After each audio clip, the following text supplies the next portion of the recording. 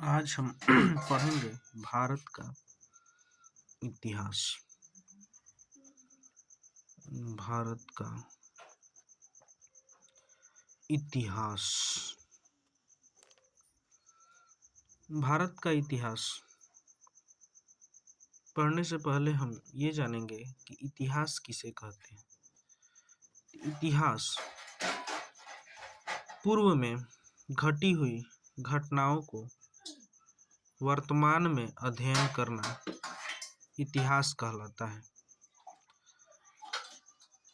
पूर्व में घटी घटनाओं को वर्तमान में अध्ययन करना इतिहास कहलाता है। अध्ययन की दृष्टि से इतिहास को 3 भागों में बांटा गया है।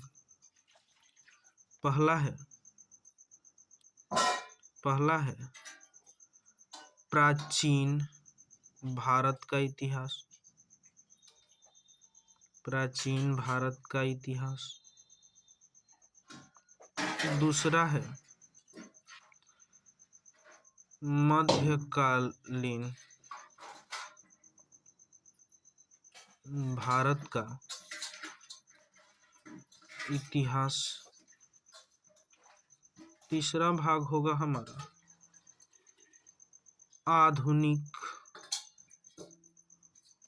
आधुनिक भारत का इतिहास। तो प्राचीन भारत का इतिहास। प्राचीन भारत का इतिहास तब शुरू होता है जब से मानव सभ्यता शुरू होती है। जब से मानव सभ्यता शुरू होती है वहां से लेकर 712 ईस्वी तक प्राचीन भारत का इतिहास चलता है।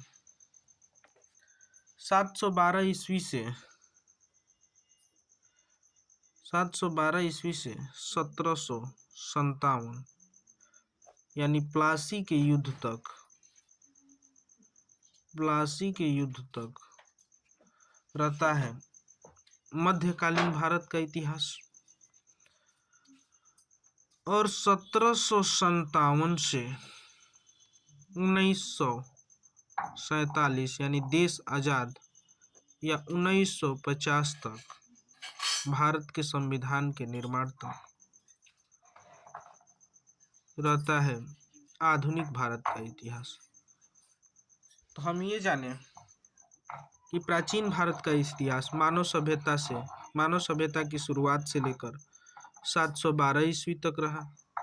मध्यकालीन भारत का इतिहास 712 ईस्वी से 1757 ईस्वी तक प्लासी के युद्ध तक रहा। और आधुनिक भारत का इतिहास 1757 से 1947 या भारत के संविधान के निर्माण 1950 तक रहा। अब आज हम अध्ययन करेंगे मध्यकालीन भारत के इतिहास के बारे में। मध्यकालीन भारत के इतिहास के बारे में ज्यादातर क्वेश्चन इन्हीं 4 भागों से आते हैं, जिसको हम 4 भाग में बांट के पढ़ेंगे।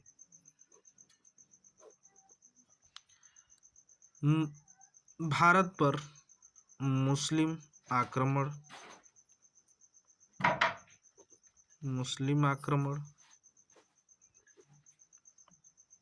उसके बाद होगा दिल्ली सल्तनत,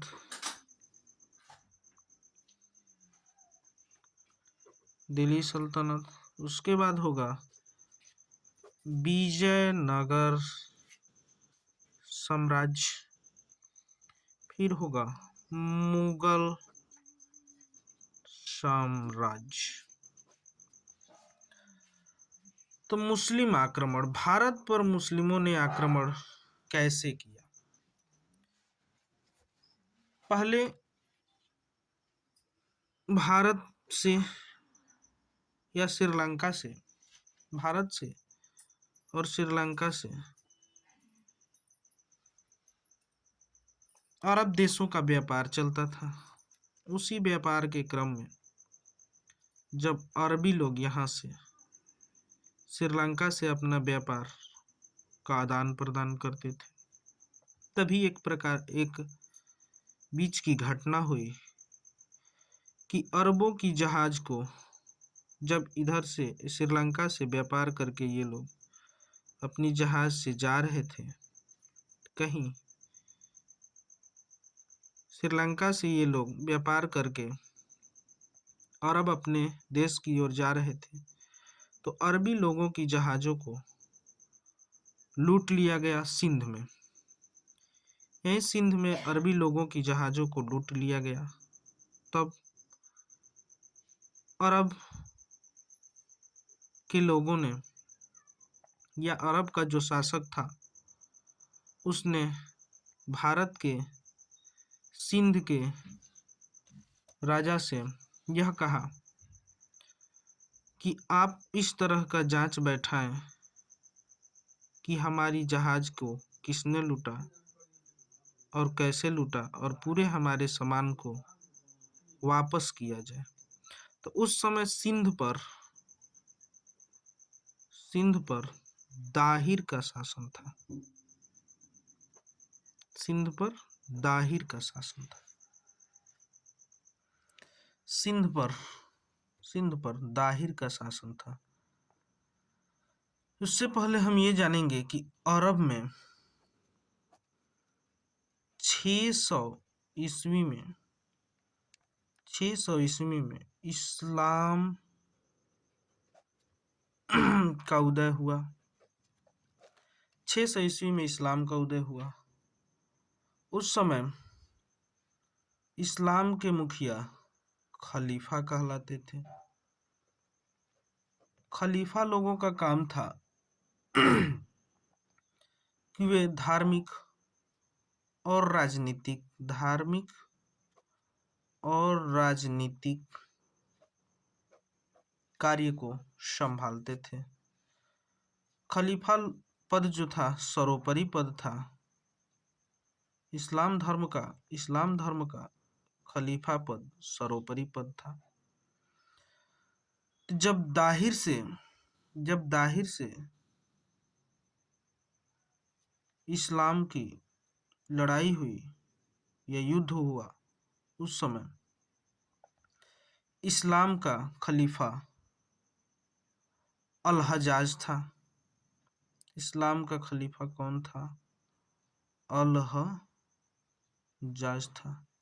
अल हजाज ने यह आदेश दिया कि यदि दाहिर हमारे सामान को लौटाने में सफल नहीं होता है तो हम उसके ऊपर हमला करेंगे।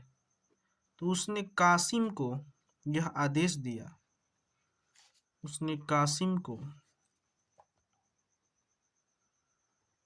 कासिम को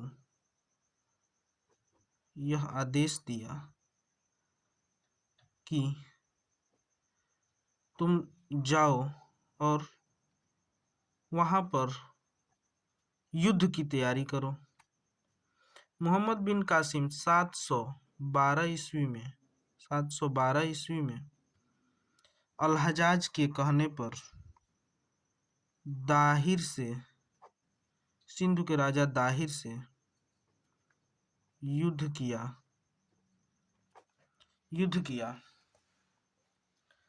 और यह 712 ईस्वी में भारत में मुस्लिमों का आक्रमण का पहला क्रम था।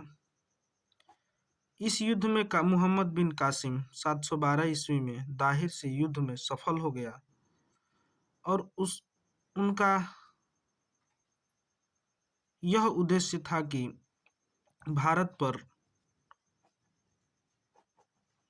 पर इस्लाम का प्रचार करना। दूसरा उद्देश्य यह था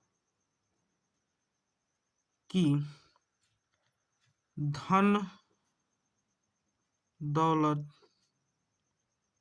लूटना। तीसरा उद्देश्य उनका ये बना कि अपना वर्चस्व साबित कर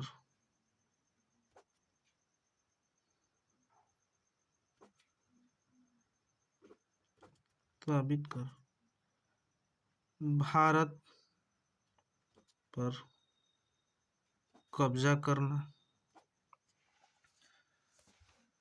तो भारत में मुस्लिम आक्रमण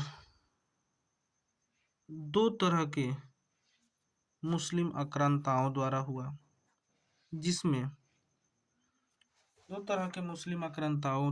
जिसमें एक थे अरबी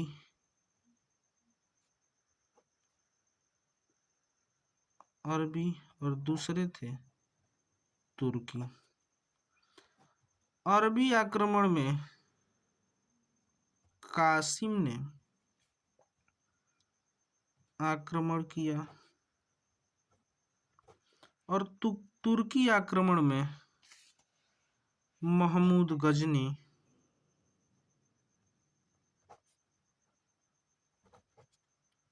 और गोरी था। तो अरबी आक्रमण में मोहम्मद बिन कासिम ने आक्रमण किया और तुर्की आक्रमण में महमूद गजनवी और गोरी ने आक्रमण किया। अरबी आक्रमणकारी कुछ हद तक सही थे, जबकि तुर्की आक्रमणकारी भारत के इतिहास को मिटाने की सोच बना लिए थे, जिसमें था एक बख्तियार खिलजी,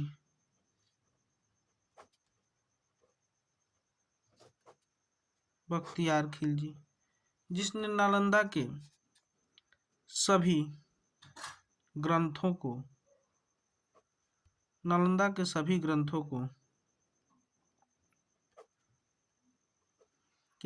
को जला दिया। वहीं अरबी आक्रमणकारी थे, इन्होंने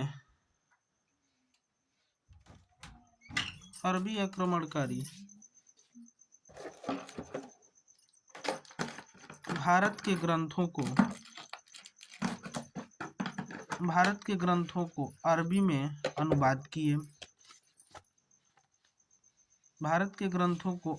अनुवाद किए, जिसमें थे आर्यभट्ट, चरक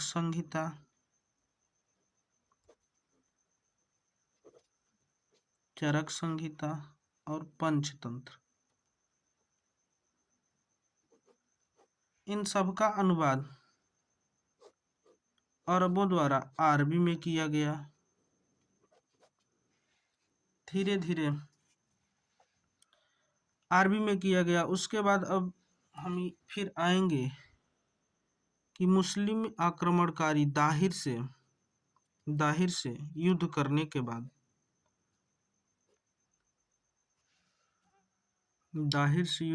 के बाद ये लोग इस्लाम का प्रचार किए, धन दौलत लूटे, अपना वर्चस्व साबित कर भारत पर कब्जा करने का प्रयास किया। अब इसके बाद भारत पर आक्रमण करते हैं तुर्की आक्रमणकारी, यानी तुर्की मुस्लिम, जिसमें थे महमूद गजनवी,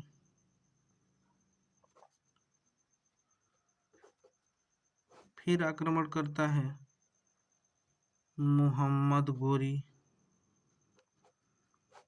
आगे की कड़ी में फिर हम महमूद गजनवी और मोहम्मद गोरी के बारे में पढ़ेंगे कि इन्होंने भारत पर आक्रमण कैसे किया।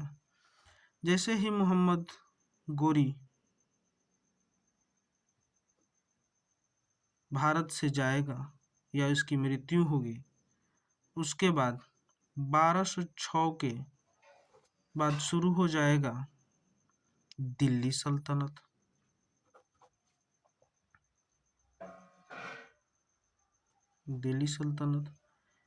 यही 1206 में मोहम्मद गोरी की क्या होती है, मृत्यु हो जाती है। 15 मार्च 1206 को मोहम्मद गोरी की क्या होगी, मृत्यु हो जाएगी। वहीं से शुरू होगा दिल्ली सल्तनत।